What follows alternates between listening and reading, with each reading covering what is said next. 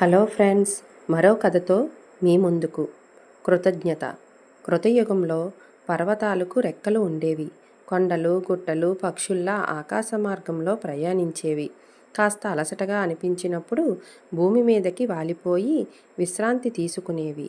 తెలుసో తెలియకో ఏ ఆశ్రమంపైనో దిగితే ఆ ప్రాంతమంతా నుజ్జు నుజ్జు అయిపోయేది. యజ్ఞయాగాలకు భంగం కలిగేది. దీంతో తాపసులంతా వెళ్ళి దేవేంద్రుడికి ఫిర్యాదు చేశారు. వెంటనే ఇంద్రుడు రంగంలోకి దిగాడు. తన వజ్రాయుధంతో వాటి రెక్కలు ఖండించడం మొదలుపెట్టాడు. చివరికి మైనాక పర్వతం వంతు వచ్చింది. అంతా అనుకున్నట్టుగా జరిగితే దాని రెక్కలు తెగిపోయేవి. అంతలోనే చిరకాల మిత్రుడైన వాయుదేవుడు అడ్డుపడ్డాడు.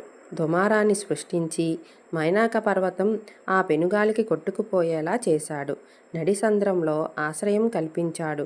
హనుమంతుడు సీతాన్వేషణకు బయలుదేరిన విషయం తెలుసుకున్న మైనాక పర్వతం రెక్కలు విదిల్చుకొని సముద్ర గర్భంలోంచి పైకి వచ్చింది. సుదీర్ఘ ప్రయాణంలో అలసిపోయిన హనుమకు తన పైన విశ్రాంతి తీసుకునే అవకాశం కల్పించింది. అయినా హనుమ సున్నితంగా తిరస్కరించాడు.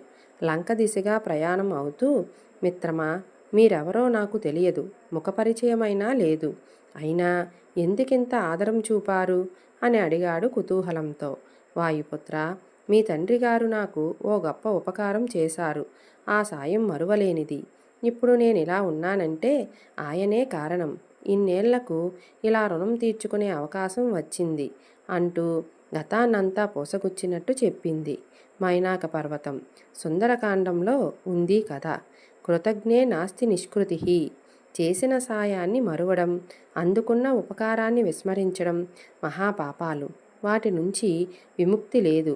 అదే సమయంలో కృతజ్ఞతను మించిన మహావ్రతమూ లేదు. మైనాకం వ్యక్తిత్వం హిమాలయమంత ఉన్నతమైనది. జై శ్రీరామ్. ఈ కథ మీకు నచ్చినట్లయితే లైక్ చేయండి, షేర్ చేయండి, సబ్స్క్రైబ్ చేయండి. Thank you.